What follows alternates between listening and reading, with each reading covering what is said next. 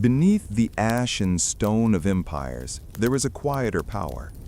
The Achaemenid Persians did not rule only by the roar of armies. They built systems that moved information, money, law, and belief across 3 continents, a kind of soft architecture that outlived their kings. In a single generation, Cyrus the Great reshaped the Near East. His capture of Babylon in 539 BCE ended a millennia-old city-state order and set a new model: conquer, then integrate, not simply destroy.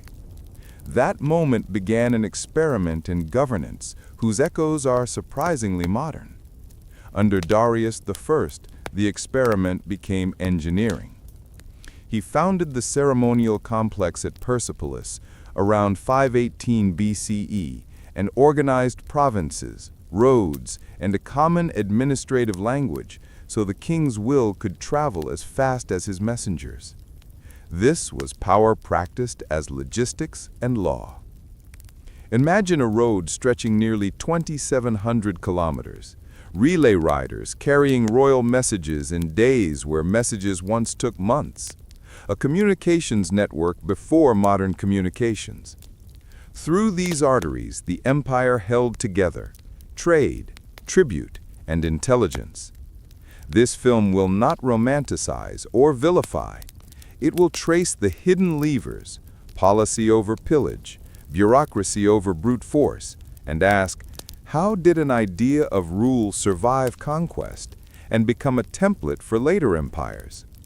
We begin at the silence before the first decree. If you want the full journey through Persia's unseen systems and their long afterlives, subscribe and ring the bell. And when we move into the next chapter, we'll meet the man who started it all, Cyrus the Great. Subscribe now to follow the full series. To understand Persia's hidden power, we must begin with a single figure whose name became shorthand for a new kind of rule: Cyrus II, later called Cyrus the Great. He emerges from the fog of the early 6th century BCE not as a conquering barbarian, but as a political craftsman. His life and actions laid the conceptual foundations for an empire that would rest, as much as on armies, on policy, accommodation, and administrative design. The chronology is compact and astonishing. Cyrus was born in the region of Anshan in Persis, sometime around the late 7th or early 6th century BCE. By the middle decades of the 6th century, he was already moving beyond the small court politics of southwestern Iran. Between roughly 559 and 530 BCE, he transformed a regional dynasty into an imperial power stretching from the Aegean shores to the Iranian plateau. These decades were not just a sequence of battles, they were the slow emergence of an idea about how to govern difference. Cyrus's rise has been told in many registers: the terse annals of Babylonian tablets, the monumental clay of the Cyrus cylinder, and the later narratives of Greek historians. Together, these sources give a composite but not uncontroversial picture. The Babylonian Chronicle and the archaeological record confirm a critical date. In 539 BCE, Cyrus entered Babylon and assumed control of Mesopotamia, an event that rearranged the political map of the ancient Near East. The cylinder, placed in Babylon's foundations, frames the conquest as a legal and religious restoration rather than a wanton destruction. But the political genius of Cyrus is less about one city and more about method. He consolidated power through a pattern repeated across decades: win victory, then restore local institutions, temples, cults, and civic privileges, and integrate local elites into the administrative orbit of his court. This was not mere propaganda. The inscriptional evidence shows deliberate language aimed at legitimizing his rule in the eyes of local religious authorities, a king who restored what previous rulers had taken away. The practical result was stability. Conquered peoples had reasons, both spiritual and material, to accept Persian authority. Consider Lydia and its fabulously wealthy king, Croesus. Lydia, rich with coinage and coastal ties to the Greek world, fell to Cyrus around 547 BCE after a campaign that neutralized a major economic rival and extended Persian reach to the Aegean. Rather than raise Lydian institutions, Cyrus absorbed them, their coinage systems and fiscal models, into a broader Persian framework. Fiscal incorporation, not cultural annihilation, became a Persian pattern. The most famous and consequential of Cyrus's acts, one that has been debated and sometimes mythologized, concerns the peoples displaced by earlier conquests, notably the Judean exiles held in Babylon. Biblical books and Persian inscriptions converge on a policy. Displaced communities could return and rebuild their temples under Persian auspices. Whether Cyrus's decree to allow the Jewish exiles to return to Jerusalem should be read as a unique act of clemency or part of a standard imperial practice of restoring cults, the effect was the same: the incorporation of religious leaders and their communities into a stable political order. The policy was pragmatic. It neutralized resistance, revived local economies, and granted Syrians, Babylonians, Jews, and others a vested interest in the survival of Persian rule. That pragmatism reveals an important truth. Cyrus's empire was built on utility as much as ideology. He recognized two hard facts of power in the ancient world. First, coercion is expensive. Occupying hearts and temples with armies is fragile and costly. Second, legitimacy matters. If local priests blessed your name, or if native elites kept their offices and lands, rule could become relatively inexpensive and durable. Cyrus's choices show a leader thinking in terms of system design, not episodic conquest. Look for the instruments of that design. Cyrus used marriage alliances and delegated authority to local governors. He allowed a degree of regional autonomy while retaining ultimate oversight. He preferred to rule through pre-existing structures when possible. Satrapal-style governance, proto-provinces administered by local or newly appointed governors, would later be formalized by his successors, but the practice already existed under Cyrus. This balance, local continuity plus centralized arbitration, is the seed of what would become a durable imperial administrative machine. We can glimpse another strand of Cyrus's strategy in material culture. Pasargadae, his chosen capital in Persis, was both royal stage and architectural statement. Its monuments, tomb, and palatial complexes are modest compared with later Persian splendors, but they communicate an important idea. A ruler who sought legitimacy through visible acts, monuments that connected Persian kingship to older Near Eastern traditions, and that presented the king as a guardian of order and piety.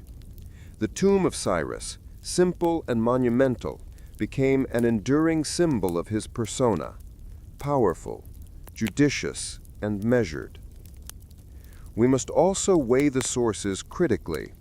Greek writers like Herodotus gave Cyrus an almost Homeric aura, stories of noble character, dramatic episodes, and moral lessons. These accounts are valuable, but must be read against Babylonian administrative texts and archaeological evidence. The latter ground us in dates, fiscal arrangements, and official formulations of policy. When the cylinder speaks of restoring gods to their sanctuaries, it is not necessarily a modern human rights proclamation.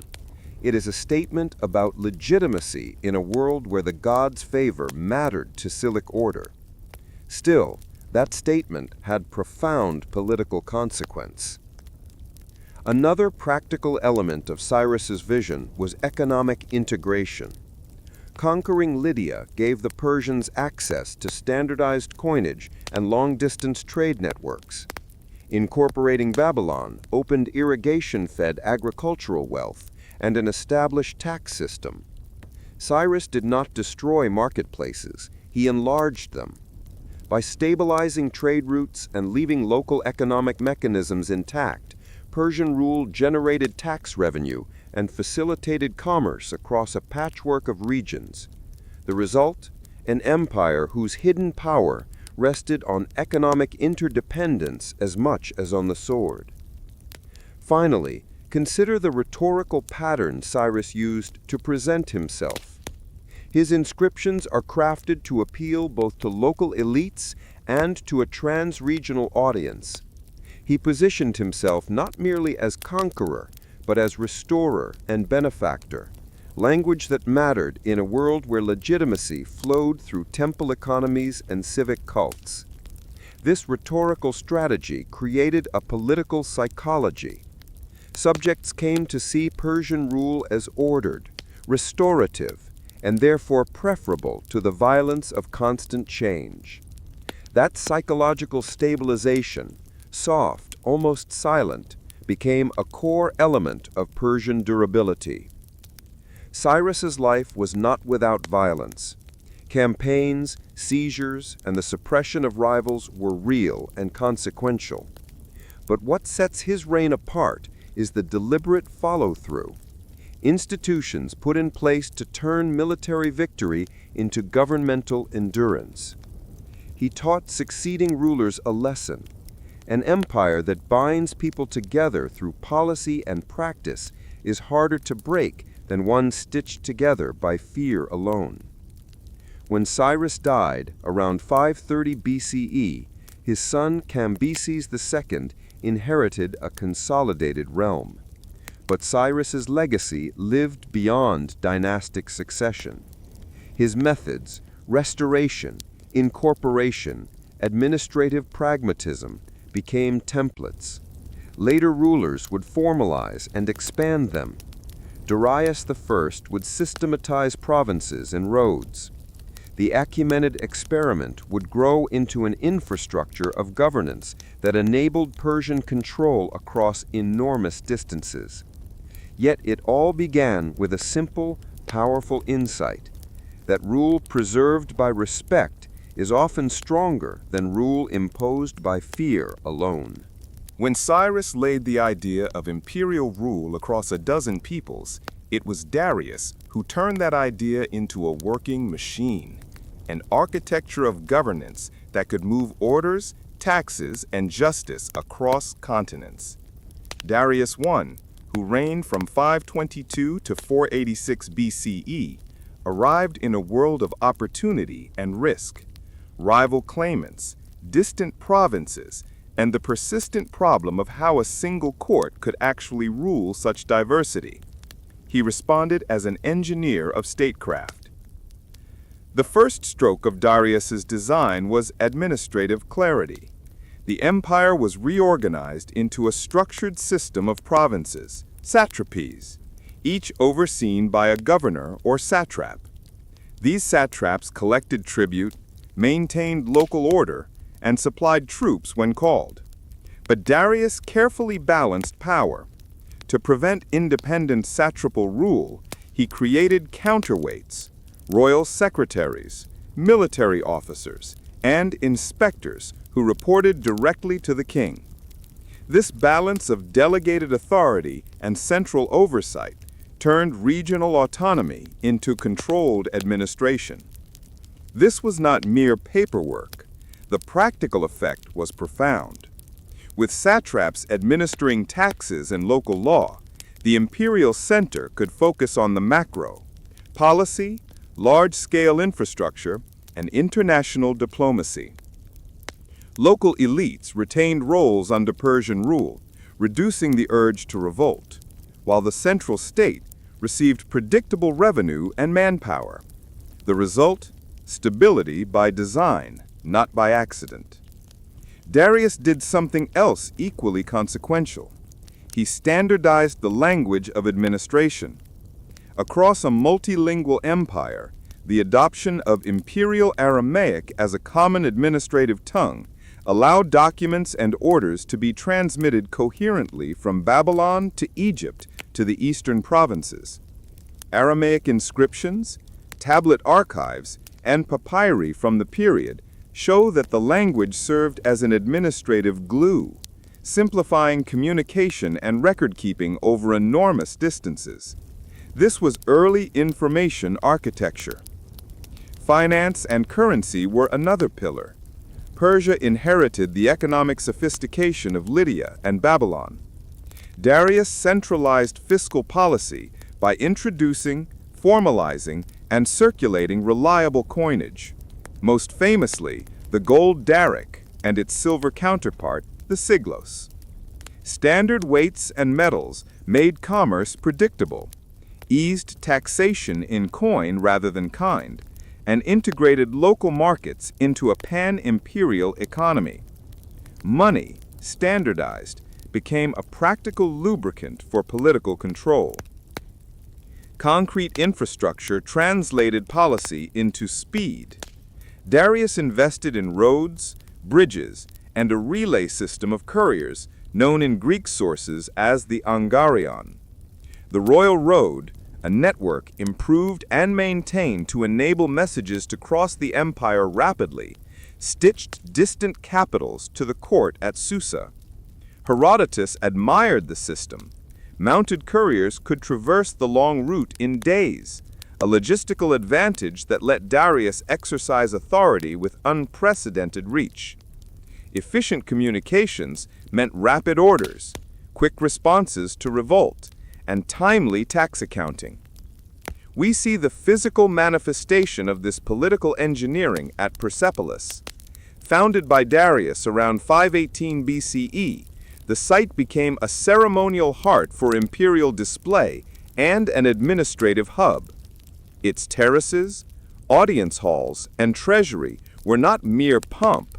They symbolized an ordered cosmos with the king at its center. Reliefs show subject peoples presenting gifts in orderly procession, visual rhetoric underscoring the political message. The king commands, and the world answers in an organized, predictable pattern. Darius also knew the value of record-keeping. He commissioned monumental inscriptions, most famously the Behistun inscription, that narrated his seizure of power, listed rebellions he had defeated, and set forth a legal religious framework for his rule. The Behistun text served two functions: a royal autobiography and a public legal record validating the king's authority across language communities by including multiple scripts. It was the ancient equivalent of publishing statutes and court precedents, a sign that the state relied on written rule as much as armed force. This culture of records extended downward.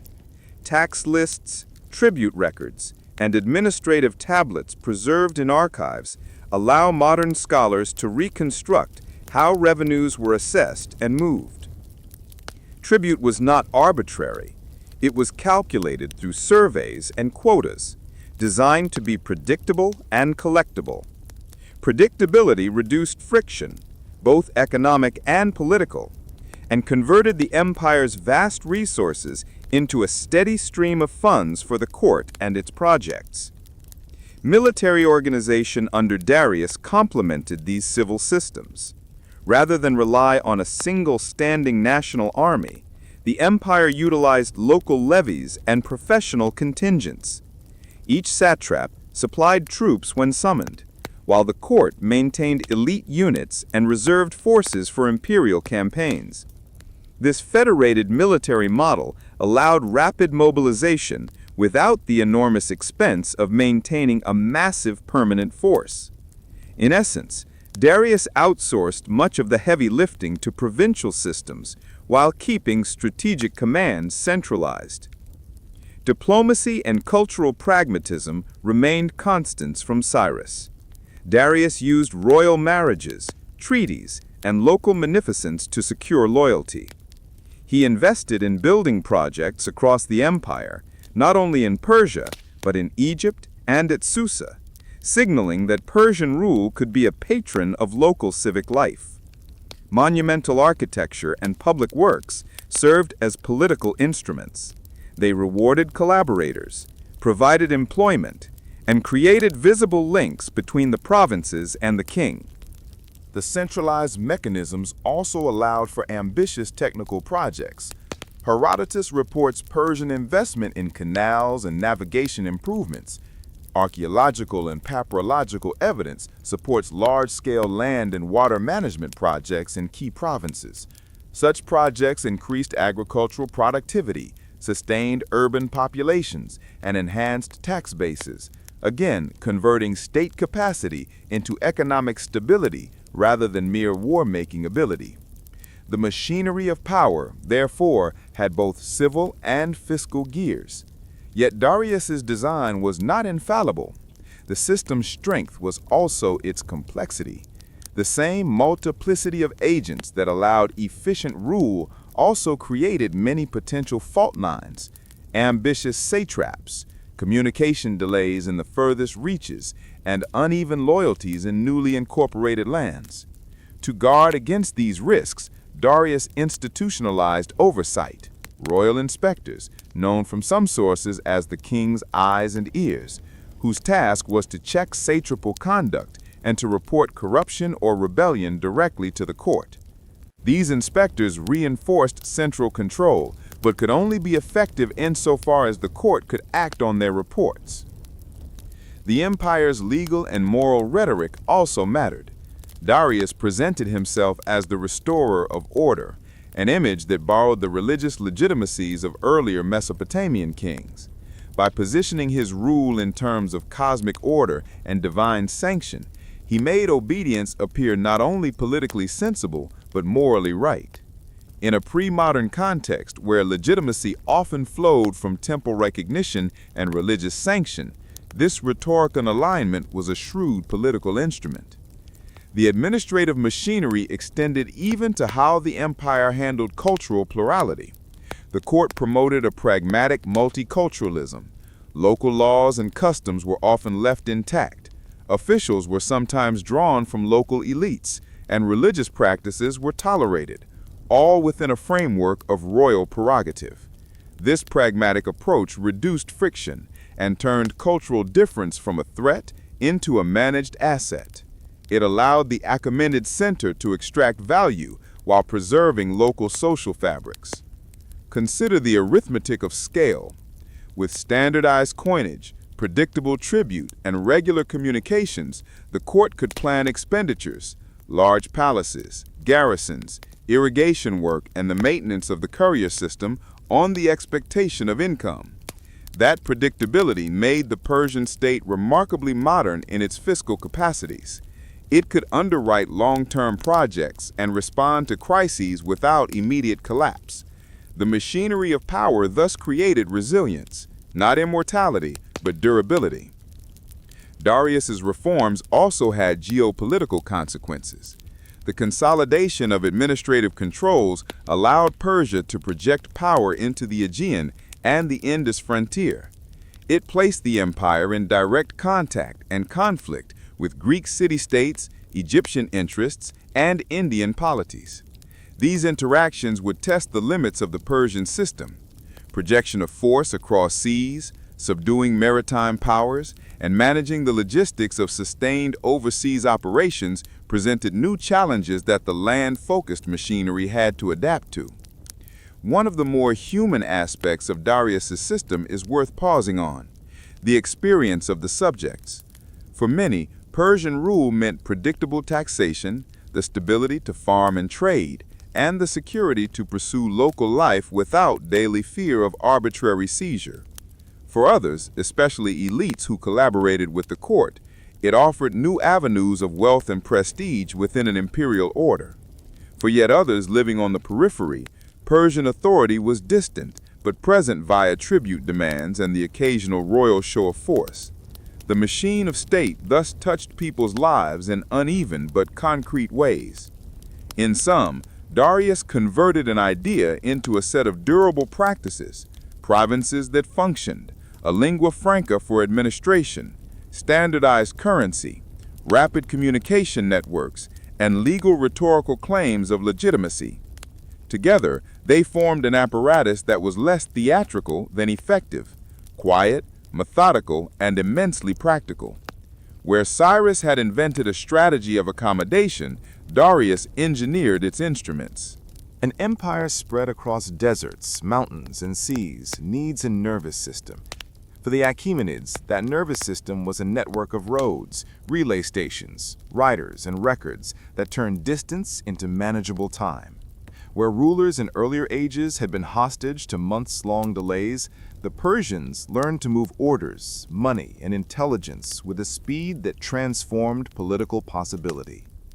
The most famous artery was the Royal Road, a continuous, improved route linking Susa in the east with Sardis on the Aegean. Herodotus praises the system's speed. He reports that mounted couriers could cover the route in a matter of days rather than months, a claim echoed and refined by archaeological and textual studies that place the road's effective length at roughly 1,500 to 1,700 miles, or about 2,400 to 2,700 kilometers, and identify a dense chain of posting stations along it.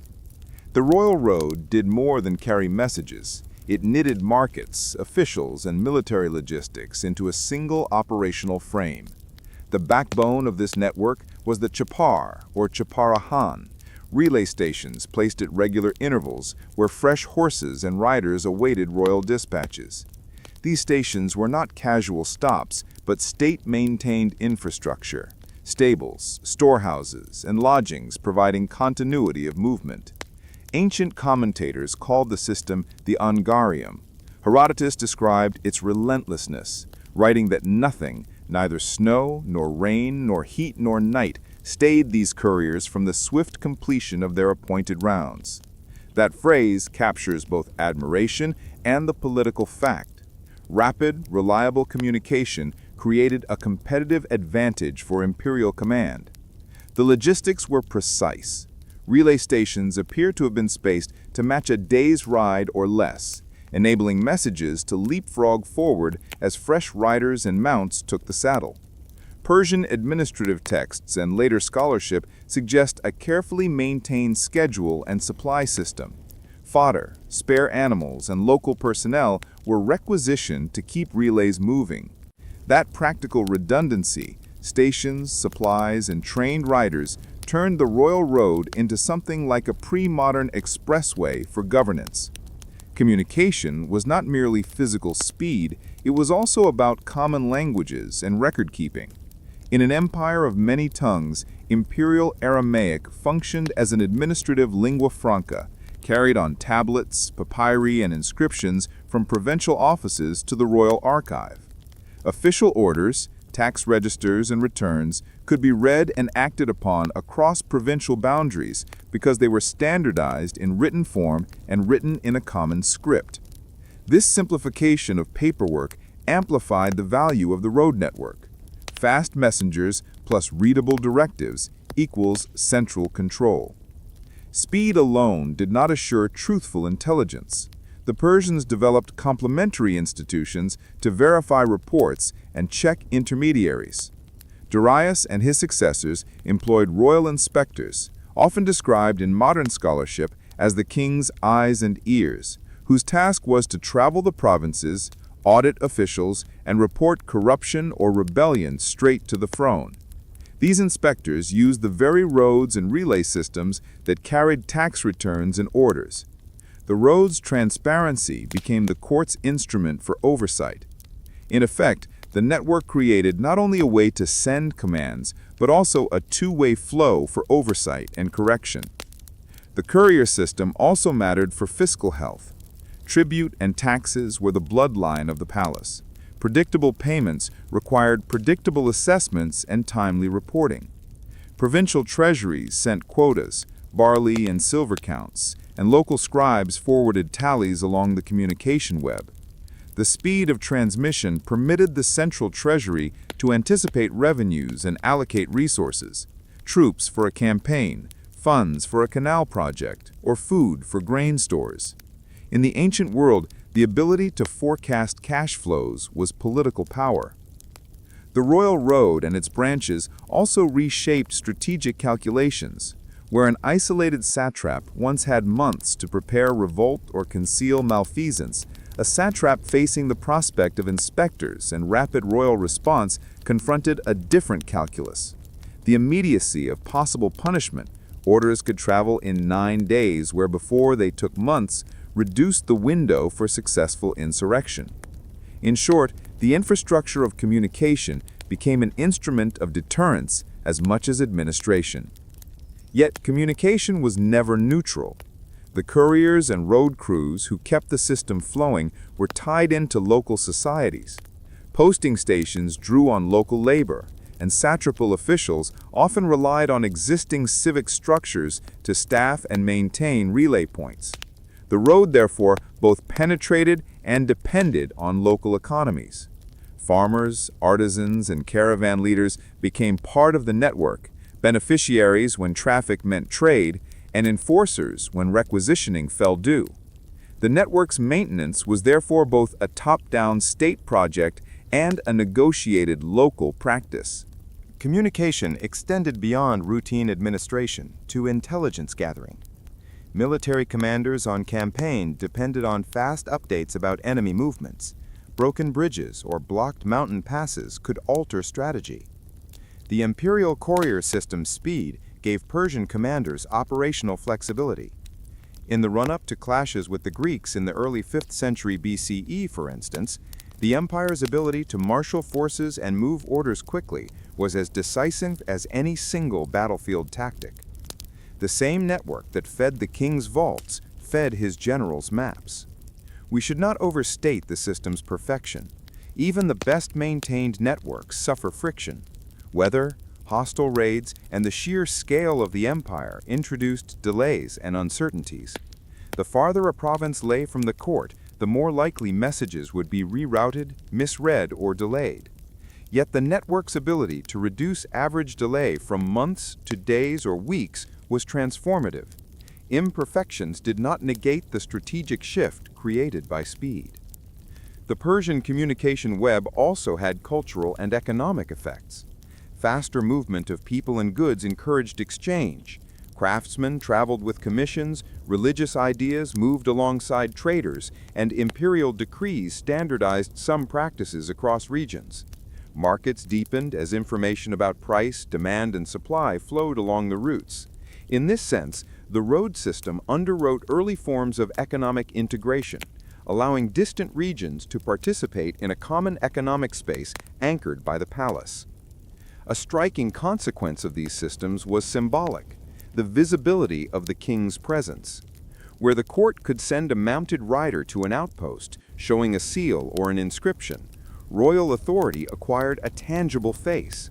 The arrival of the king's messenger, parchment, seal, and the promise of imperial notice could settle disputes, validate appointments, and change the balance of local power. Even the rumor of a sealed letter had weight. The circulation of paperwork thus became an extension of the monarch's person. Intelligence gathering also involved more subtle practices.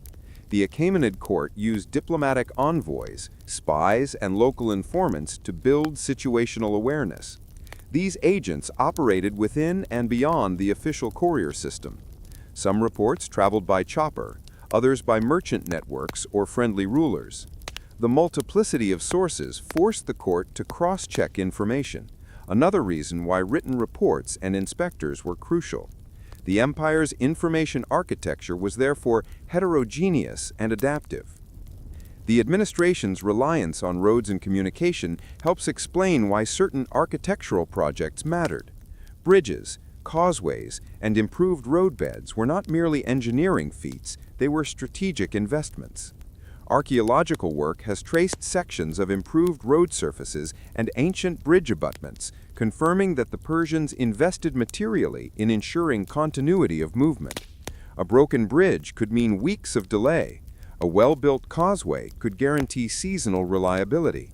In Darius's calculus, infrastructure was the lifeline of sovereignty. The human side of this system deserves attention.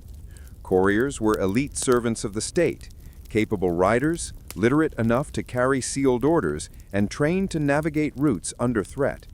Posting station managers needed to be reliable. Their failure could imperil campaigns or fiscal collections. The empire's capacity thus rested on a cadre of professionals whose skills were a late Bronze Age equivalent of modern civil service competence. The state's investment in human capital, training riders, provisioning stations, keeping archives, multiplied the value of its physical roads. The communication network also shaped moments of crisis. Rapid information flows allowed the court to detect and respond to rebellions, to reposition troops, and to coordinate grain shipments during famine.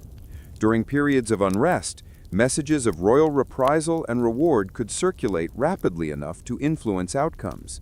The strategic advantage was not merely in winning battles, but in managing the political ecology around them. Rumor control, timely punishment, and selective clemency all became more effective when backed by fast, credible transmission. By the time of Alexander's invasion in the late 330s BCE, the Persian communication web remained formidable, but also revealed limits. Alexander exploited sea lanes, local alliances, and the perennial challenge of projecting force across water. He also targeted the symbolic centers of Persian authority and adapted the logistics of his own army to the same problems the Persians faced. In many ways, Alexander's success was not evidence that Persian communications were worthless, but that military innovation and geopolitical opportunity could still outpace even the best networks when combined with decisive leadership and audacity. The story of the Persian communication web is not simply a tale of speed and roads. It is a story about how information, verified, routed, and made legible, became a resource that underwrote state capacity.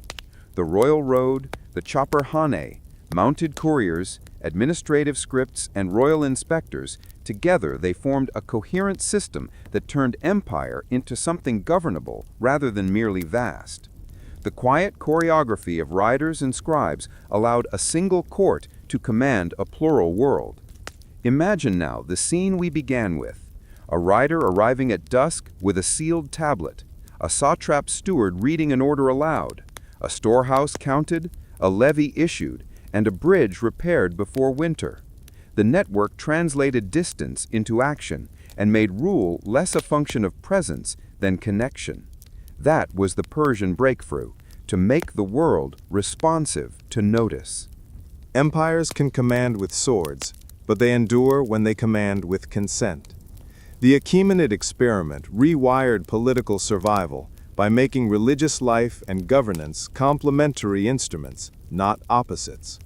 From Cyrus to Darius and beyond, Persian rulers cultivated a practiced tolerance, not abstract tolerance as a modern ideal, but a pragmatic, administrative strategy that treated local cults, temples, and priesthoods as levers of stability and legitimacy.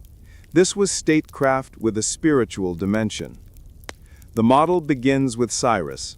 When Babylon fell in 539 BCE, the Persian king placed a foundation text, what we call the Cyrus cylinder, in the Asagila temple. The cylinder frames his conquest as a restoration.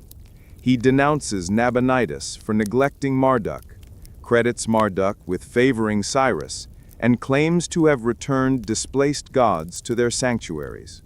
Whether read as political propaganda or as an authentic administrative record, the cylinder signals a real policy choice: invoke local divine order to legitimate imperial rule.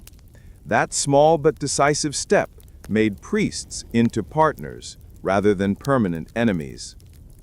Practical politics shaped that posture.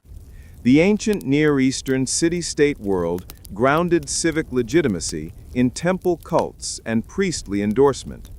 If a conquering king could show himself as restorer of ritual life, he inherited local structures of moral authority. Cyrus and his successors learned that religious sanction bought more than piety. It brought tax registers, communal cooperation, and reduced the risk of organized revolt. In the language of governance, partners who bless you lower the cost of policing. The most famous illustration of this policy is the return of deported peoples. The case of the Judean exiles is the best-known example. Biblical texts in Ezra and later Persian-era inscriptions attest that exiles were permitted to return and rebuild their temple in Jerusalem. Scholars debate whether Cyrus issued a single royal edict addressed explicitly to the Jews, or whether his practice was part of a broader pattern of restoring local sanctuaries and enabling religious restoration across Mesopotamia. Either way, the effect was the same. Communities obtained a formal reason to accept Persian oversight because their religious life could be revived under imperial protection. Darius and the Achaemenid court institutionalized and extended this pragmatic pluralism. Darius presented himself as the upholder of order, often invoking Ahura Mazda in royal inscriptions, but his public policy rarely demanded religious uniformity from subject peoples. He carved the empire into satrapies and left many local institutions intact, using tolerance as a tool to bind regional elites into administrative networks. Rather than enforce a creed, the court used ritual accommodation to stabilize governance. This was not the absence of ideology. It was the instrumental use of religious structures to secure durable rule. The mechanisms of tolerance were concrete. Temples received funding and were permitted to run local cults. Priests were often kept in office. Civic festivals continued. In many provinces, local laws and customs remained effective underneath a Persian layer of taxation and military obligation. That dual-track arrangement satisfied two audiences at once. Metropolitan administrators received revenue and military service. Local populations kept their ritual rhythms and local authority. That bargain, tribute for ritual autonomy, converted many potential resistors into collaborators. Zoroastrian influence complicates the picture, but it does not erase pluralism. The Achaemenid rulers were Iranians and drew on Iranian religious ideas. Darius, for example, openly attributes his kingship to Ahura Mazda. Still, the evidence suggests Achaemenid royal religion was not a proselytizing campaign. Instead, the court fused royal ideology with administrative practice. Kings claimed divine sanction while allowing local cultic plurality to continue. The result was a hybrid political theology, an imperial rhetoric of cosmic order that tolerated municipal gods because it needed their public legitimacy. The empire's archives and inscriptions show how this balance worked in daily administration. Where local priests organized labor for temple festivals, satraps could requisition that same labor for state projects. Where temples administered land and loans, Persian tax collectors could record and tax yields. Rather than eliminate temple economies, Persian governance integrated them. Administrative tablets from Mesopotamia and papyri from Egypt illustrate these entanglements. Contracts, tax receipts, and temple accounts continued to function, now under an overlay of imperial oversight and standardized record-keeping. The message is clear. Tolerance did not mean ignoring temples. It meant making them legible and taxable components of state capacity. In Egypt, the policy of accommodation had special stakes. Egyptian kingship and cult were ancient and sacrosanct, and the Persians had to navigate a powerful local ideology. Persian rulers presented themselves in Egyptian-style iconography and rituals when appropriate, while still maintaining Persian administrative forms. By appearing as legitimate pharaohs within Egyptian ritual frames, they could retain the loyalty of priestly elites and urban administrators. This cultural adaptability made Persian rule plausible in a land where ritual continuity was central to political life. The Persian approach to law and justice also reflected tolerance. Instead of imposing a single legal code across the empire, the court allowed local legal traditions to persist. Royal judges or satrapal courts dealt with interprovincial matters or issues involving imperial interests. but municipal courts and customary law resolved many everyday disputes. That multiplicity of legal spaces reinforced local autonomy and reduced friction. People lived under the law they recognized, and the crown intervened when broader political stakes were involved. In effect, legal pluralism became an instrument of imperial management. Religious plurality also offered diplomatic advantages. Local cults and temples were nodes in wider regional networks. They mediated exchanges, pilgrimages, and family ties that transcended provincial borders. By protecting these nodes, Persian authorities facilitated commerce and exchange. Merchants, pilgrims, and officials moved along routes protected by the state. In return, the state profited from tolls, taxes, and stable markets. The protection of ritual life thus dovetailed with the creation of economic prosperity, an interdependence the Persians exploited skillfully. That skill is visible in the imperial iconography. Reliefs at Persepolis, for example, show delegations from many lands bringing tribute in orderly procession, a visual grammar of inclusion. The diversity on those reliefs is not accidental theater. It communicates a political truth. The empire's strength derived from the managed cooperation of many peoples. Each permitted its local face while acknowledging the king's symbolic center. The image and the politics reinforce each other, tolerance as both policy and propaganda. This did not make the empire morally spotless. Persian policy could be harsh when it served stability. Rebellions were suppressed, punitive actions were taken when local elites threatened the order. But even punishment was often framed in terms that fit the court's rhetoric of justice and order. Where violent repression might alienate populations, the rhetoric of restoration and legal sanction smoothed the transition back to obedience. The calculus favored restraint when restraint would secure compliance, and force when it would not. Religious diplomacy also had a long shadow. The Achaemenid practice of honoring local cults influenced successor states. Hellenistic rulers who followed Alexander often adopted similar policies to secure their rule over diverse populations. Later Islamic rulers likewise encountered existing administrative and ritual frameworks and adapted to them. In this sense, the Persian model seeded a recurring imperial tactic: manage difference by granting recognizable space, not by erasure.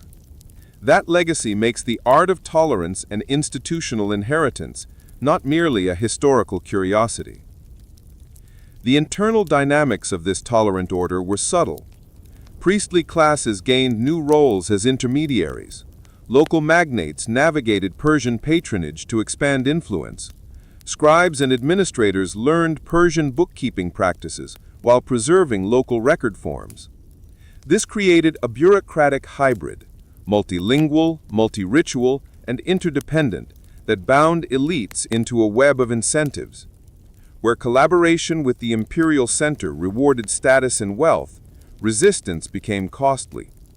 The social architecture of accommodation therefore produced its own momentum. On the religious front, the presence of Zoroastrian ideas did leave marks. Royal inscriptions draw on Iranian cosmology. Ahura Mazda as guarantor of order appears in Darius's Behistun text. But these elements functioned alongside, not instead of, local theologies. The court's invocation of Ahura Mazda supplied a unifying rhetoric for rulers and elites, while locally rooted cults continued managing popular ritual life. The resulting balance was a dual-language religio-political order, one public and supra-regional, the other local and practical. There were limits to tolerance. In regions where strong anti-imperial identities crystallized, or where satraps abused authority, the checks of accommodation could fail. Economic pressures, heavy tribute demands, or cultural insensitivity by local governors could spark unrest. But the Achaemenid model contained corrective tools: inspectors, fiscal recalibration, and inducements that could reverse or mitigate crises. Tolerance was not a magic wand. It was a political technology that required constant maintenance. The most important lesson is institutional. The Persian state treated religious life as part of governance, not merely as a private matter. That fusion, a pragmatic sanctification of administration, turned temples into pillars of civic order rather than stumbling blocks to imperial control. By allowing local ritual to continue under imperial auspices, the crown created durable bridges between the throne and the town square. That was the art of tolerance, governance that preserved difference while extracting obedience. As you imagine the scene, temple bells, market voices, satrapal seals, and royal scribes, remember that tolerance was a daily negotiation. It required calculation, patronage, ritual performance, and, at times, coercion. Yet across 3 continents and many cultures, it proved an effective method for ordering difference. The Persian Empire did not erase local worlds. It embedded them in a larger political design. The Persian Empire and the Greek city-states were neighbors with very different political grammars. Persia was an imperial system of layered administration stretching from the Indus to the Aegean. The Greeks were patchwork of fiercely independent polis, each jealously guarding its autonomy. The collision that followed in the late 6th and early 5th centuries BCE was less an inevitable clash of civilizations than a collision of competing political logics, and it forced both worlds to rethink identity, sovereignty, and the meaning of political community. The spark that set the conflict in motion was local and specific: the Ionian Revolt, 499 to 493 BCE. Greek cities on the Anatolian coast chafed under Persian-imposed tyrants and imperial oversight. When the tyrant of Miletus, Aristogoras, incited a wider rebellion, aided briefly by Athens and Eretria, the revolt spread along the Ionian seaboard, reaching as far as Cyprus and Korea. The rebellion was eventually crushed, but its memory fed Persian designs on mainland Greece and hardened the impression in Athens that Persian interference was a direct threat to Greek autonomy. Persia's first major punitive step toward Greece came under Darius I, who launched an expedition that culminated in the Battle of Marathon in 490 BCE. The Athenians, aided by Plataea, repulsed the invasion on the Marathon plain, an Athenian victory that stunned contemporaries because a relatively small hoplite force defeated a numerically superior Persian expedition. Marathon entered Greek memory as proof that citizen soldiers could stand against imperial power, a narrative that would be retold and amplified for centuries. The clash at Marathon did not settle the matter. Within a decade, Persia prepared a much larger response. Xerxes I, son of Darius, marshaled one of the largest military expeditions of the ancient world, and in 480 BCE launched a full-scale invasion of mainland Greece. This campaign produced iconic confrontations: Thermopylae, where a small Greek force held a narrow pass for days; Salamis, the naval battle that saved the Peloponnese; and the land battles at Plataea and Mycale in 479 BCE that ended the immediate Persian threat. These battles are the framework through which our later political memory imagines the conflict. But to understand the shadow of Greece on Persian policy and identity, we must look beyond the spectacle of battles to the strategic logic that drove both sides. From the Persian perspective, the Greek polis on the Aegean littoral were both a lacuna in imperial control and a hub of potential instability. City-states had offered sanctuary to Ionian rebels, and some Greek islands and cities had sometimes declared for Persia, sometimes against it. For Persian kings, accustomed to command via satraps and tribute, these independent polities represented a security headache on the empire's western flank, a reason to bring the Aegean into clearer orbit. For the Greeks, the Persian threat crystallized an opposite identity impulse. Greek city-states prized civic freedom and citizen participation in varying degrees across different polis. The idea of a foreign king imposing governance from afar, appointing tyrants, demanding earth and water as tokens of submission, or stationing garrisons clashed with that civic ideal. The wars therefore fed a narrative of collective resistance, not simply Athens versus Persia, but a Hellenic league of communities defending a shared political way of life. That narrative was sharpened, embellished, and institutionalized in the decades that followed. Identity here was performative. It was made in councils, on battlefields, at sea, and in the rhetorical spaces of poets and historians. Leaders on both sides cultivated images that would resonate with their audiences. Herodotus, writing in the later 5th century BCE, frames the wars as a drama of freedom against despotism, a framing Greeks themselves would often repeat. But modern historians caution that Herodotus's moral binaries are a source of narrative power rather than simple reportage. The reality on the ground involved negotiation, collaboration, and shifting loyalties as much as ideological confrontation. Militarily, the Persian system was built for breadth, cavalry, multi-ethnic infantry contingents, and a naval arm that relied on subject maritime peoples like the Phoenicians. The Greek military model relied heavily on hoplite heavy infantry, citizen soldiers fighting in tight phalanxes, and on fast, heavily manned warships led by Athens. The differences in force composition affected strategy. Persia's strength lay in mass and maneuver across land. Greek strength in cohesive citizen infantry and naval agility. The interaction of these strengths produced the specific tactical scenarios that defined encounters such as Marathon and Salamis. Thermopylae, 480 BCE, has assumed almost mythic status, a small force delaying a vastly larger army, but its political meaning matters more than its tactical effect. Leonidas' stand bought time for Greek city-states to prepare and symbolized a unity of purpose. The fall of Thermopylae and the subsequent burning of Athens demonstrated the material cost of defending against an imperial machine. Yet the decisive naval victory at Salamis and the land victories at Plataea and Mycale in 479 BCE that ended the immediate Persian threat reshaped Persian calculations about the limits of projecting power into the Aegean and informed later Persian engagement with the Greek world. The war's aftermath transformed regional arrangements.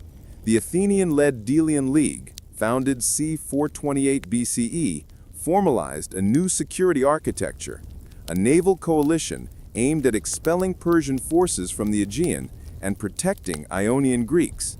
While initially defensive, the League became an instrument of Athenian hegemony, and that transition exposed a paradox.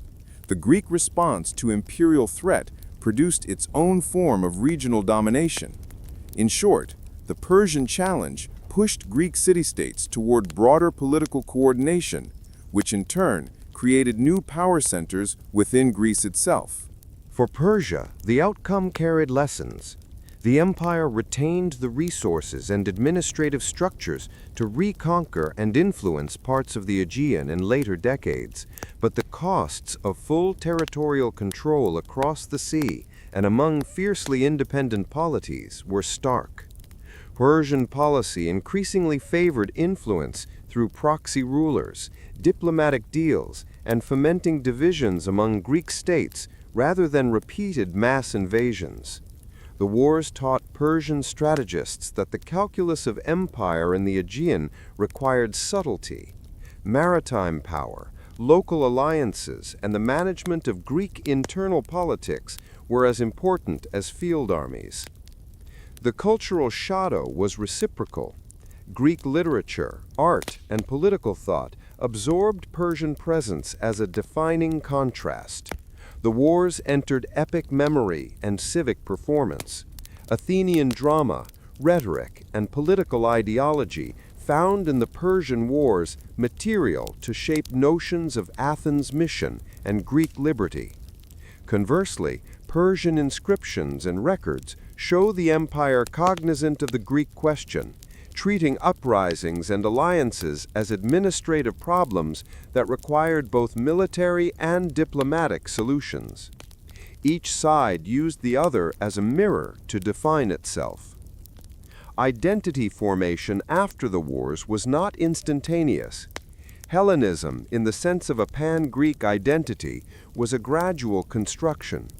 Temporary wartime federations, shared religious calendars, and the memory of common danger contributed to a sense of collective self. Yet deep regional differences remained. Sparta and Athens diverged in governance and post-war aims.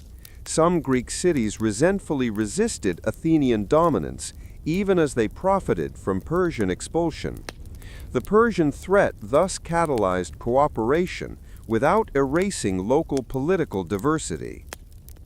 Another consequence worth noting is psychological and strategic.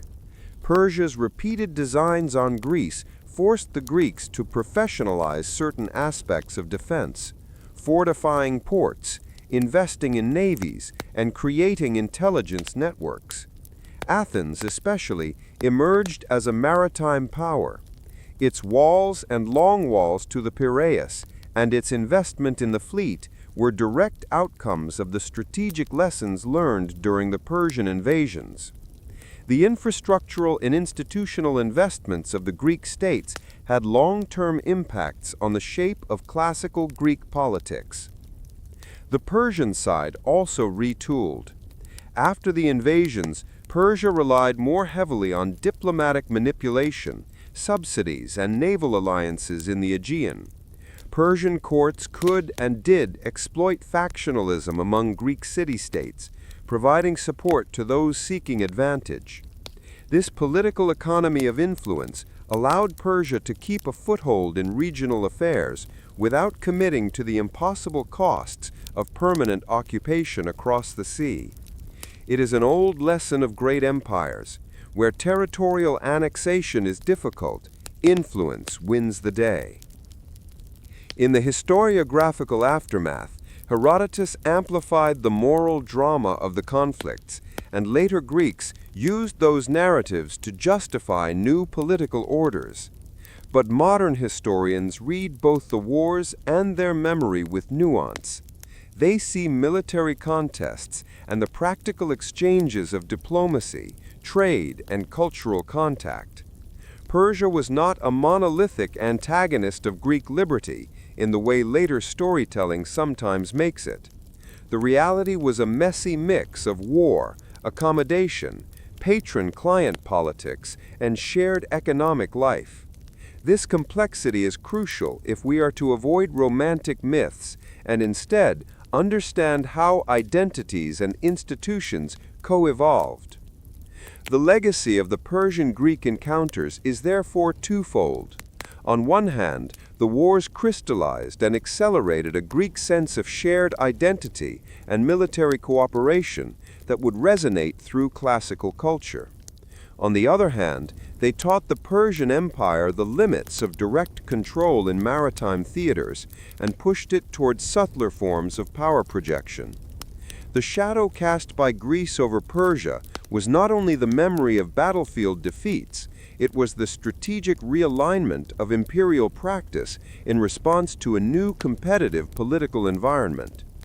For ordinary people, farmers, traders, priests, the wars meant disruption, but also opportunity. The movement of armies and fleets stimulated some commercial routes, while refugees and deportees spread skills and ideas. For elites on both sides, the wars reshaped careers. Generals, satraps, captains, and diplomats who managed victories and defeats found their fates entwined with emerging networks of patronage and influence. War, in this sense, rewired the social circuits that carried power and memory. When we step back, the shadow of Greece over the Persian world is not a simple story of triumph or humiliation. It is a story of mutual adaptation.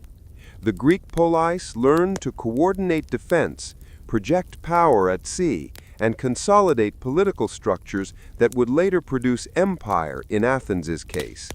The Persians learned the limits of territorial expansion across the sea and adjusted their toolkit toward diplomacy, patronage, and influence. Both learned the utility of propaganda, ritual recognition, and the management of legitimacy. In the political laboratory of the 5th century BCE, identities hardened, institutions matured, and the ancient Mediterranean acquired a new balance of power. Architecture and art are the visible grammar of power, the way an empire speaks without a mouth. The Achaemenid palette was not a single voice, but a chorus of many. Mesopotamian stonework, Egyptian iconography, Anatolian forms, Elamite brickcraft, and Greek naturalism fused under Persian patronage into a coherent visual strategy that declared order, continuity, and imperial hospitality. This synthesis produced an aesthetic both international and unmistakably Persian. The best-known stage for that language is Persepolis, Darius's ceremonial capital, begun around 518 BCE and extended by his successors. Persepolis was not simply a palace compound, it was an architectural manifesto. Terraced platforms, sweeping stairways, and vast hypostyle halls communicated one idea again and again. The king stood at the center of a world that flowed toward him in an orderly procession. The reliefs on the stairways, delegations from across the empire bringing tribute, were propaganda and policy rolled into stone. They taught subject peoples how to present themselves and how the imperial economy worked. Look closely at the column capitals of Persepolis, the double bull and griffin forms that support massive architraves. These capitals did functional work, but they were also symbolic. Animals borrowed from older Near Eastern traditions were rendered in a new register, stylized, standardized, and repeated across the site to create visual rhythm. The columns gave interior spaces a solemn grandeur, their forms both exotic and authoritative, part borrowing, part invention. Yet Persepolis was only one thread. Pasargadae, Cyrus the Great earlier capital, offers a different tone, more intimate, austere, and archaic. Its palaces and the tomb of Cyrus express a kingly image rooted in pre-Achaemenid Iranian concepts of rulership. Simple monumental forms, a focus on landscape setting, and a funerary architecture that stresses continuity with the past. Pasargadae and Persepolis thus bookend a visual transition from the early localized language of power to a deliberately international imperial idiom. The imperial visual program extended into civic life. Reliefs not only depicted tribute bearers, but also scenes of court ritual, royal audiences, and craftsmen at work. The ordering of figures, the repetition of gestures and dress codes translated bureaucracy into image. Citizens and foreigners alike could read their place in the order simply by recognizing motifs: who bore gifts, who knelt, which attendants held the king's parasol. The iconography turned complex administrative relationships into comprehensible drama. Material culture was equally telling. Achaemenid metalwork, jewelry, and luxury goods demonstrate exceptional technical skill and eclectic design. Goldsmiths worked with filigree, granulation, and inlay to produce bracelets, armlets, bowls, and jewelry that circulated as elite goods, portable statements of status and networked taste. Finds across the empire show Achaemenid styles adopted and adapted from Lydia to Bactria, which is evidence of both cultural prestige and long-distance trade in luxury items. Textile and textile imagery also played a central role. While few complete textiles survive, artistic representations and scattered finds indicate a rich world of patterned garments, embroidered borders, and woven insignia used to signal rank. The visual economy of dress amplified the messages carved in stone. Garments identified origin, status, and office. Textiles were portable declarations of belonging, a wearable element of the empire's visual program. Sculpture and relief carving at Persepolis are often described as restrained, even formal. That restraint is deliberate. A standardized style makes messages legible across linguistic and cultural borders. The procession reliefs, with their methodical rows and repeated motifs, create an almost liturgical rhythm. They normalize diversity by embedding it within an ordered pattern.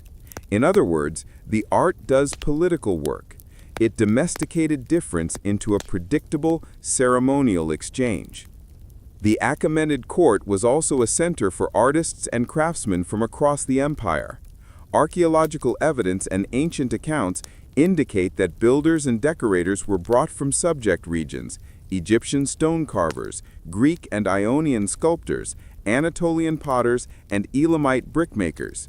This cosmopolitan workforce created hybrid forms that reflected both local skills and imperial direction.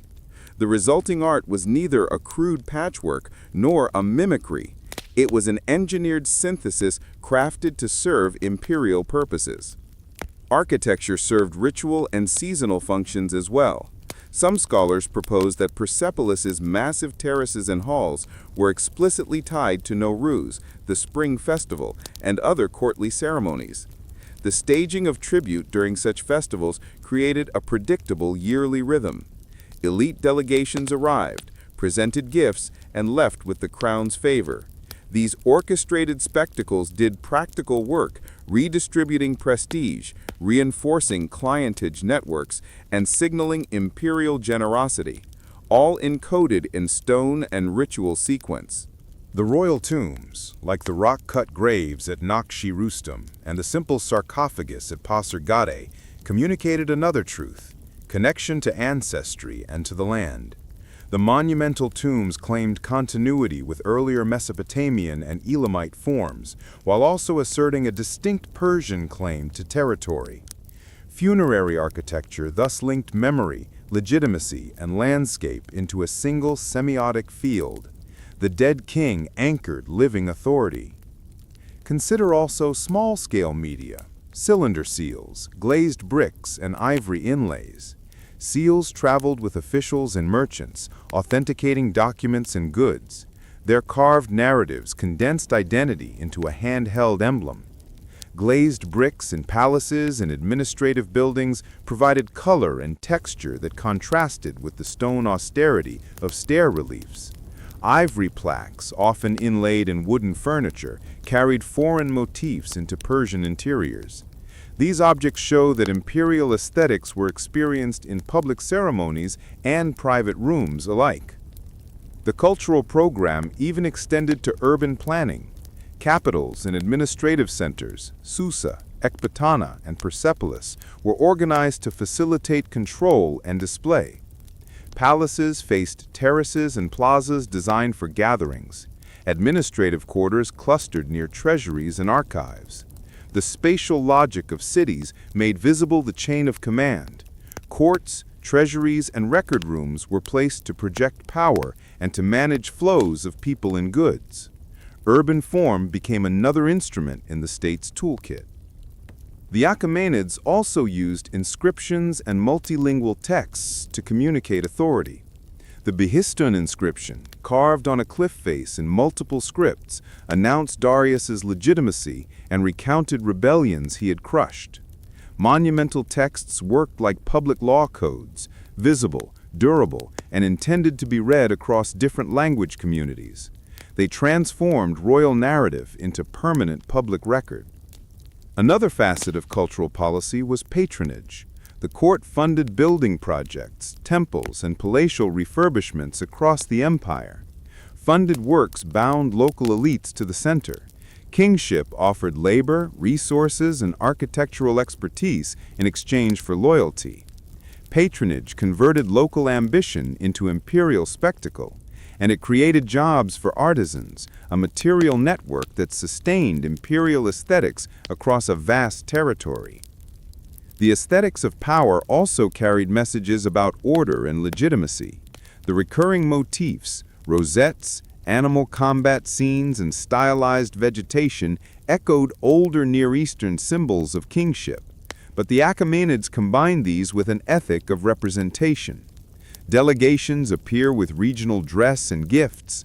carved with respect and recognizable detail. The message was subtle but powerful.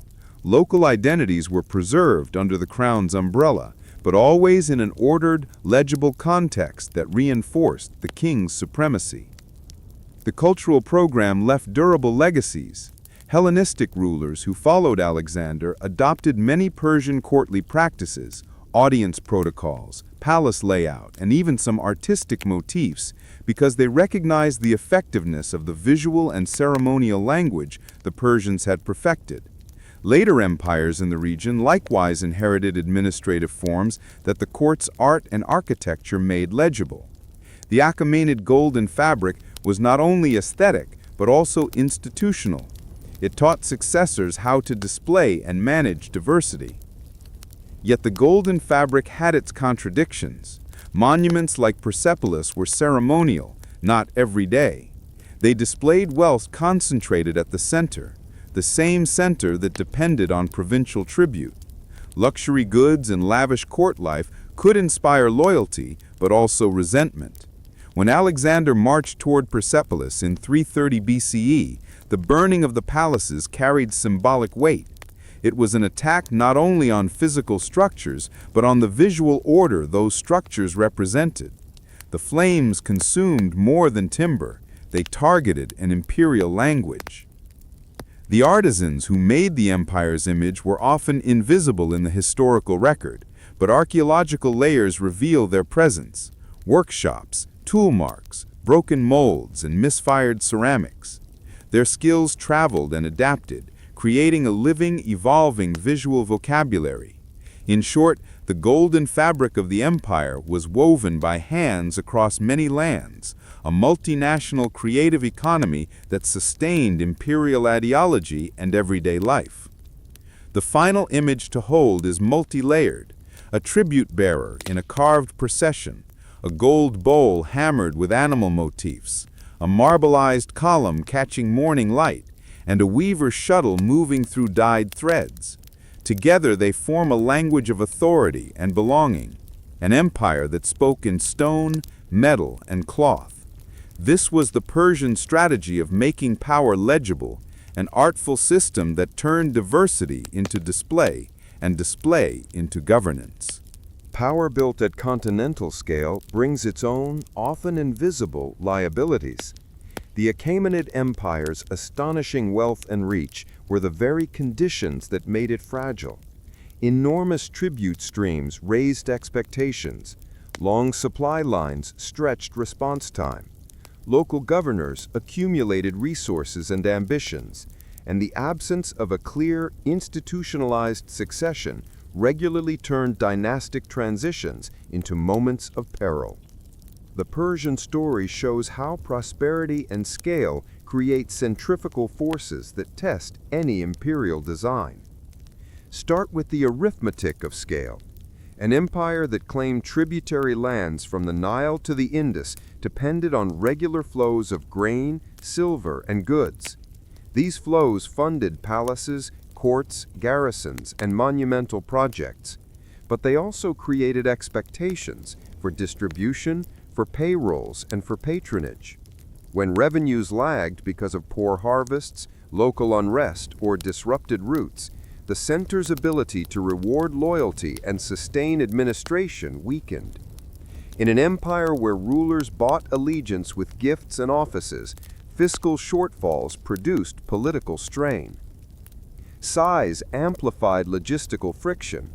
The royal road and its branches were revolutionary, but even a first-rate network has physical limits. Mountain passes, swollen rivers, seasonal storms, and hostile stretches added delay and risk. The farther a satrapy lay from Susa or Persepolis, the longer the lag between report and reply. That lag mattered. Governors with delayed oversight could entrench local power, collect revenues in ways opaque to the court, and plan rebellions in a window where rapid royal intervention was impractical. The empire's scale transformed local initiative into potential independence. Administrative delegation was a double-edged sword. Satraps were indispensable. They made provincial life legible and ordered. but they were also carriers of local resources, networks, and military forces.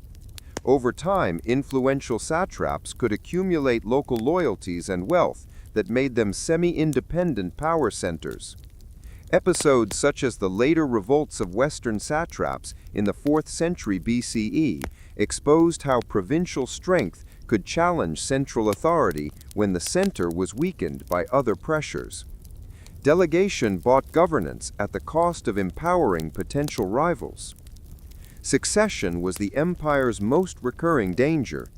Unlike some later polities that institutionalized orderly transfer of power, the Achaemenid succession system remained personal and perilous. Death or sudden disappearance of a ruler frequently created a vacuum exploited by ambitious courtiers, rival princes, or outside actors.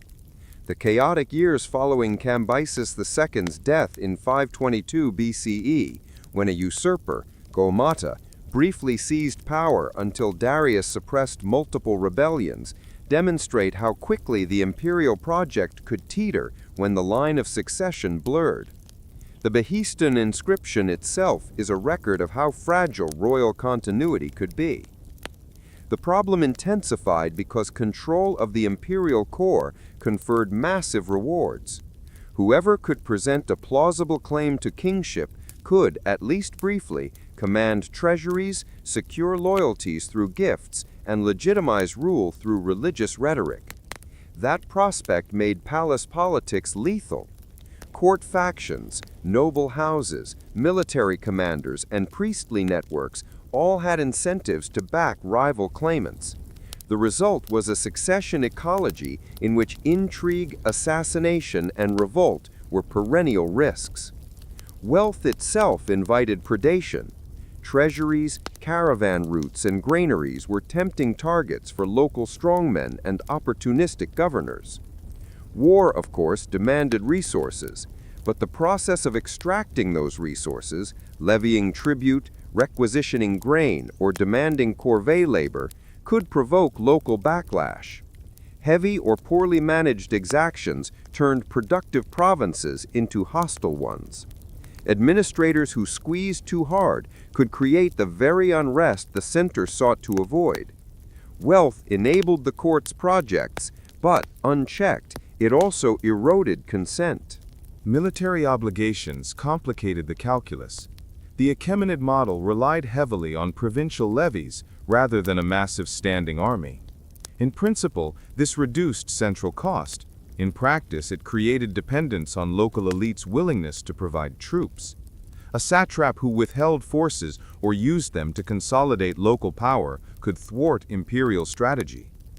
Moreover, campaigns across water, the Aegean expeditions, for example, exposed the limits of a land-focused logistics model and increased strain on provincial resources, sometimes leaving heartland provinces underdefended or resentful. Political identity also mattered.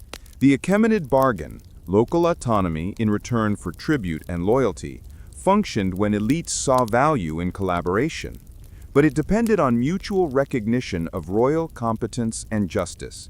When a ruler's legitimacy was questioned by inability to pay, by unpopular policies, or by failure in foreign ventures, those bargains frayed. The Great Satrap's Revolt of the 4th century BCE is one instance where local governors, sensing a weakened center or seeking greater autonomy, rose up. These revolts were rarely coordinated to overthrow the empire completely, but they did expose its structural vulnerabilities. Regional variation amplified risk. Different satrapies had different economic bases, social structures, and traditions of authority. Egypt's strong priesthood and long-standing administrative tradition created a different dynamic than the tribal, cavalry-dominated East. The court's one-size-fits-all policies sometimes misread provincial realities. Misapplied taxation, cultural insensitivity, or heavy-handed appointments could provoke revolt in one region while appearing reasonable in another. This heterogeneity demanded constant calibration, a difficult task across such distance. Corruption and informational asymmetry aggravated weakness. In any large pre-modern state, accurate and timely information is scarce. Satraps could manipulate reports, conceal tax shortfalls, or delay news of unrest. Royal inspectors and the courier network mitigated these asymmetries, but they could not eliminate them. Corrupt or self-interested provincial officials sometimes profited from opaque accounting. When central audits occurred, repression could follow, which in turn sparked resistance. Information gaps thus produced cycles of suspicion and reaction that eroded trust. Ideological limits also mattered. The Achaemenid rhetoric of restoration and order tied legitimacy to religious sanction and public works, but military humiliation, costly defeats, or the sacking of prestigious sites could undercut royal aura. Alexander's campaigns in the late 330s BCE targeted the symbolic and administrative heart of Persian power. When Darius III failed to check Alexander effectively, and when key satraps acted independently or defected, the ideology that underwrote obedience crumbled faster than armies could be reassembled. The empire could lose moral authority even while retaining resources on paper. The final months of Achaemenid rule dramatize how these vulnerabilities compounded. Darius III's flight after Issus, 333 BCE, and the subsequent capture and murder of the king by his own satrap Bessus revealed the breakdown of loyalty among elites and the lethal mix of personal ambition and regional power.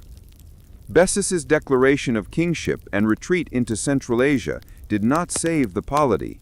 Instead, it highlighted the failure of an administrative machine when faced with decisive military collapse and dynastic crisis. In short, the system that had once converted local cooperation into imperial stability could not hold together under the shocks of rapid military defeat and elite fragmentation. External pressures sharpened internal faults. Sustained conflict with Greece, costly eastern campaigns, and the need to defend vast frontiers drained resources and attention. External enemies exploited local grievances or negotiated with dissatisfied satraps. Alexander's strategy of exploiting local disaffection, using lightweight, mobile forces, and securing defections among Persian elites, turned the empire's strengths into vulnerabilities. The very flexibility that had allowed satraps autonomy also made it easier for a charismatic conqueror to peel away support. Yet vulnerability is not the same as inevitability. Across centuries, the Achaemenid system proved remarkably resilient. It survived revolts, famines, and wars for 2 centuries through a mix of administrative design, ritual legitimacy, and economic integration. Its collapse in the face of Alexander combined unique external pressure with cumulative internal weaknesses. Not a single fatal flaw, but a confluence of stressors that tipped the system. This nuance matters. The empire's machinery was effective until it was overwhelmed by rapid, coordinated shocks to loyalty, finance, and leadership. The lessons are institutional and timeless. Large polities must manage 3 linked risks: fiscal sustainability, delegated authority, and orderly succession. If any one of these frays, if revenues dry up, if regional elites grow too independent, or if succession becomes a battlefield, the whole structure becomes precarious. The Achaemenid example shows that the qualities that create imperial greatness can also make it brittle. Empires rarely end with a single blow. They unravel in episodes where military shock, political fracture, and elite choice converge. The Achaemenid world met such a moment in the 330s BCE when a Macedonian king, Alexander, combined tactical daring with political strategy to disassemble, then repurpose the Persian imperial order. That process was violent and fast, but the story that follows is also about continuity. Administration, art, and ideas survived in new guises and traveled far beyond the fall of the palaces. The decisive military sequence opened with Alexander's Anatolian campaign and his victory at Issus in 333 BCE. There, Darius III first confronted Alexander and withdrew, leaving baggage and family in Macedonian hands. The defeat signaled that Persian field armies could be outmaneuvered and that the center's aura of invincibility had cracked. This battle did not by itself end the Achaemenid state, but it set the stage for a deeper collapse of confidence among Persia's allies and satraps. Alexander pressed the advantage into Mesopotamia and faced Darius again at Gaugamela in 331 BCE. There, on a plain chosen by Darius precisely because it favored his cavalry and numerical superiority, Alexander exploited tactical flexibility and decisive cavalry maneuvers to rout the Persian host. Darius fled the field. The victory gave Alexander legal and practical control of Babylon, Susa, and the imperial treasury, centers critical to the life of empire. The political consequences were immediate. Persian authority in the west was broken, and the path to the imperial heartland lay open. The capture of the imperial capitals was both pragmatic and symbolic. Alexander entered Babylon, then Susa and Persepolis, the palatial heart, where kings had staged ceremonies for generations. The taking of Persepolis in 330 BCE culminated in a controversial act, the burning of the royal palace complex. Ancient authors offered motives ranging from calculated revenge for Persian incursions into Greece to a drunken act of triumphalism instigated at a banquet. Whatever the proximate cause, the flames that consumed the wooden superstructures of Persepolis carried an unmistakable message. The ceremonial center of Achaemenid public life had been struck, and with it, the visible ritual scaffolding that reinforced imperial prestige. Military defeat alone did not finish the Achaemenid line. In the chaotic aftermath, Darius III fled eastward seeking to regroup, but fate intervened in the form of treachery. Bessus, the satrap of Bactria and one of the imperial elite, arrested and ultimately murdered Darius in mid-330 BCE, proclaiming himself king in an attempt to carry on resistance. His regicide epitomized the brittle ecology of late Achaemenid power. When the center weakened, provincial actors could seize momentary advantage, even at the cost of dynastic legitimacy. Alexander pressed the advantage into the eastern provinces. Bessus's eventual capture and execution removed one rallying point for resistance, but also signaled how the empire's internal fractures had accelerated its fall. Alexander's policy after victory was complex. He adopted a twofold strategy: military elimination of hostile forces and political incorporation of Persian structures. He took up royal trappings, accepted tribute roles, and co-opted local elites, moves that converted much of the imperial machinery to Hellenistic purposes. In many provinces, Alexander maintained satrapal offices, sometimes under Macedonian oversight, used existing treasuries, and employed Persian administrators where they served his purposes. This pragmatic absorption meant that the empire's fiscal and administrative scaffolding did not vanish overnight. It was repurposed under new authority. The material and administrative continuities mattered more than the headline victories. Susa and Babylon were not simply lootable treasuries. They were hubs of record-keeping, tax farming, and communication. By seizing these nodes, Alexander gained instant access to revenue streams, archives, and bureaucrats who could implement policy. He kept official scribes, used Aramaic where expedient, and relied on local elites to maintain order. The practical upshot was that the imperial state apparatus, its tax collectors, record rooms, and roads, largely survived as functional instruments under new direction. Yet the transition altered political identities. Whereas the Achaemenid persuasion had rested on a king who claimed divine sanction across a multi-ethnic realm, the Hellenistic rulers introduced Greek political language and different models of legitimacy. Alexander and his successors combined Macedonian kingship with Persian court practices, adopting some Persian dress, ceremonial, and administrative techniques, creating hybrid courts that reflected both traditions. The result was cultural synthesis. Hellenistic courts emulated Persian spectacle while promoting Greek civic and cultural forms in cities founded or refashioned during the campaigns. The greatest institutional afterlife came in the form of successor kingdoms, most notably the Seleucid Empire, founded by Seleucus I in the wake of Alexander's death. The Seleucids governed a realm that overlapped much of the old Achaemenid geography and inherited many of its administrative practices, satrapal divisions, use of local elites, and reliance on a mixed bureaucratic core. Although the Seleucid state was a Hellenistic monarchy with Greek culture at its elite core, it depended on the Achaemenids' provincial architecture and fiscal arrangements to govern effectively.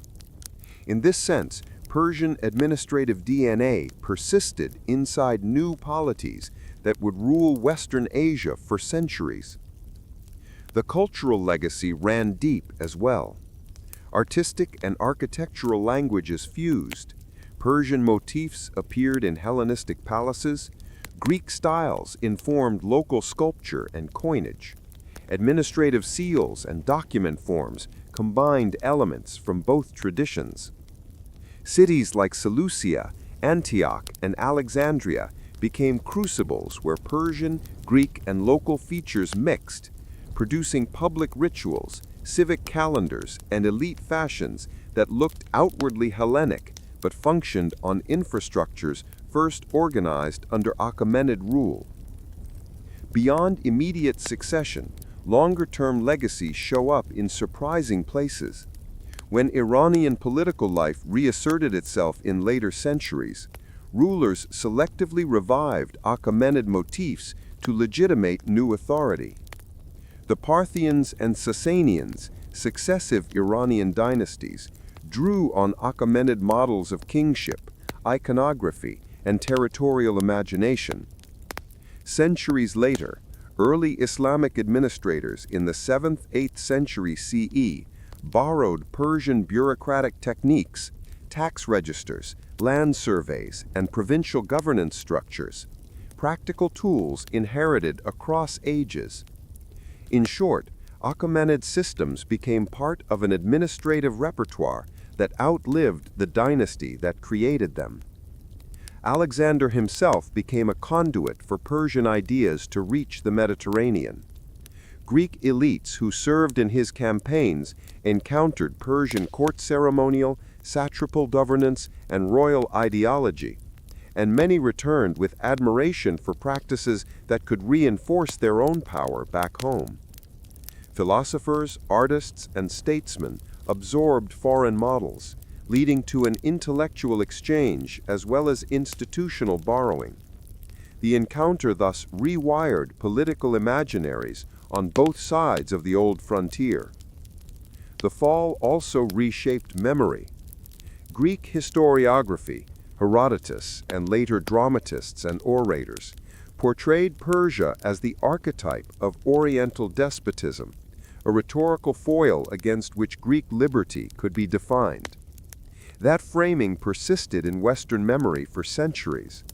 Yet archaeological evidence, administrative records, and modern scholarship complicate that binary. Persia's rule relied as much on law, bureaucracy, and negotiated accommodation as on autocratic coercion. Understanding the fall and legacy requires moving beyond simplified oppositions to see how institutions, ideas, and people flowed across political ruptures. There was also human continuity. Persian administrators, artisans, and local elites continued to live and work under new rulers. Scribes kept records, craftsmen kept producing luxury goods, and peasants continued seasonal cycles of sowing and harvest. The social fabric of empire did not vanish with palaces. Much of it was rethreaded into new political clothes. That practical continuity explains why Alexander and his successors could rule quickly over vast territories. They were not building states from scratch, but redirecting existing capacities. The symbolism of the fall endures, however. The image of Persepolis burning resonates as a moment when an imperial ceremonial heart was struck and a chapter closed. But the deeper legacy is less melodramatic and more structural. Achaemenid administrative innovations, rhetorical devices of kingship, and the multicultural habit of governance survived and migrated into subsequent empires and cultures. The Persian experiment became an administrative and cultural template, reused and adapted in the Hellenistic, Parthian, Sasanian, and Islamic worlds. The final lesson is paradoxical. The Achaemenid dynasty ended in the flames and dust of war, yet its ways of ordering subjects, roads, satrapies, archives, tax systems, and ceremonial languages proved stubbornly transmissible. The empire's machinery could be captured or copied because it worked. Conquerors needed it more than they wanted to destroy it. In that sense, Achaemenid Persia achieved a kind of immortality, not as an unbroken state, but as a set of practices that continued to shape imperial governance across Eurasia for centuries. Imagine now the scene at twilight.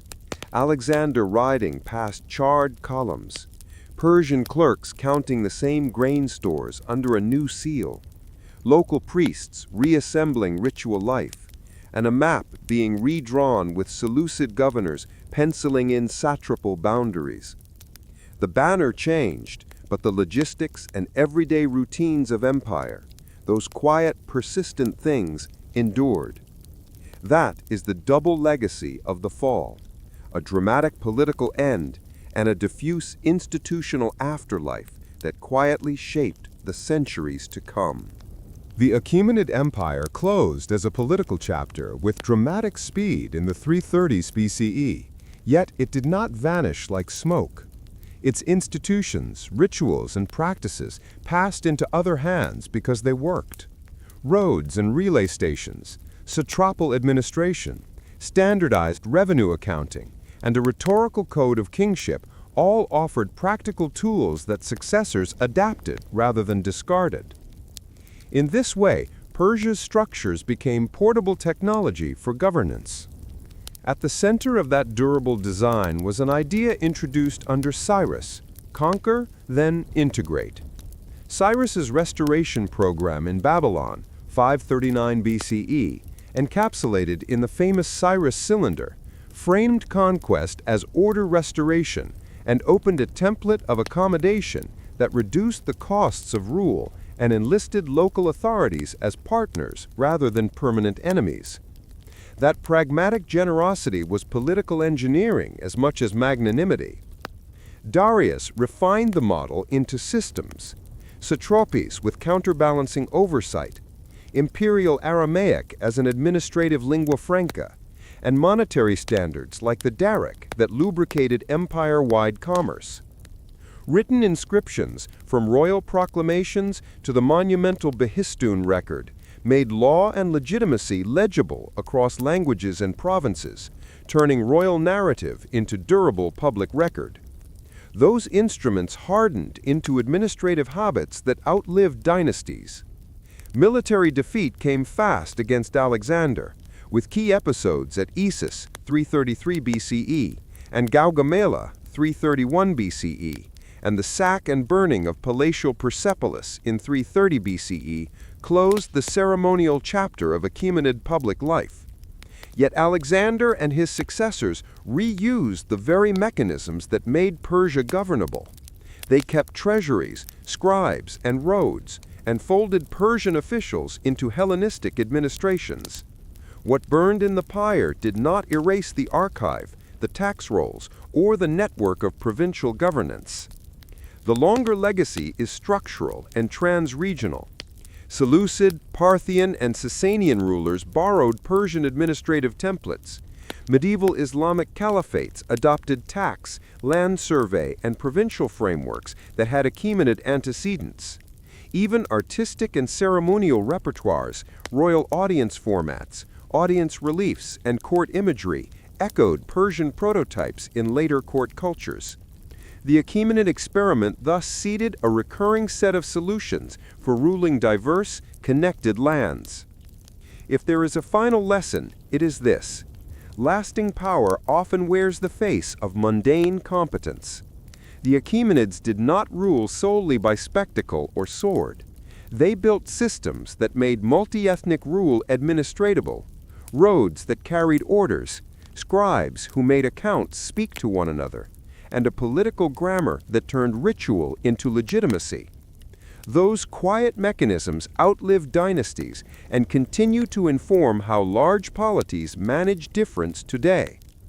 As we close this series, look for the echo of Persia in modern governance, in fiscal registers, in couriers who connect capitals to provinces, and in political strategies that balance local autonomy with central oversight. The empire that seemed to fall with fire and conquest, in fact, breathes on in institutions, in art, and in the very problem of how to hold many peoples together under a single state. If this journey through the hidden architectures of empire moved you, subscribe and share. In the comments, tell us which Achaemenid innovation surprised you most: roads, archives, tolerance, or something else, and we'll explore it in a bonus episode.